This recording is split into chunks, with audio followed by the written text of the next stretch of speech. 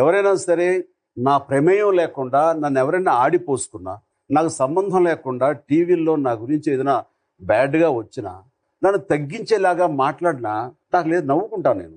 ఎందుకంటే అది నేను కాదు. లేదా వాడు గుర్తింపు కోసం చాపం చిన్న ప్రయత్నం చేస్తున్నాడు, అయ్యో పాపం అనిపిస్తుంది. నా మానసిక ప్రశాంతత, నా మనశ్శాంతి, నా సంతోషం, ఇవి నా ఆస్తులు.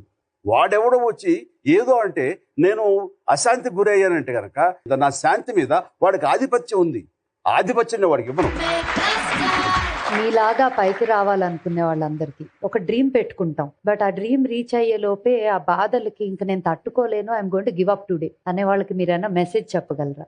ఒక నున్నటి ధ్వజస్తంభం ఉందండి. చాలా కప్పలు వాటిని మీద ఎగబాకాలని చూస్తున్నాయి. అక్కడ ఏం జరుగుతుందిరా అని అడిగాడు. కప్పలన్నీ స్తంభం ఎక్కుతున్నాయి, నున్నగా ఉన్న స్తంభం, పైగా దాని మీద ఆయిల్ పూసారంట, అవి ఎక్కుతున్నాయి. పిచ్చి మొహాలు అవి ఎక్కడ 2 అడుగులు వేయగానే జారి పడతాయి చూడు అనగానే అవి విన్న కప్పలు కొన్ని అలా ఎక్కి నిజంగా పడిపోయింది.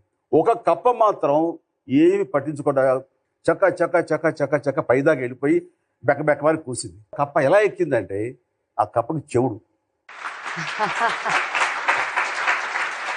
అలాగా చెవిటి కప్పల్లాగా తమ ధ్యేయం వైపు వెళ్ళే ప్రతి ఒక్కళ్ళు సక్సెస్ఫుల్ పర్సన్స్ అవుతారు.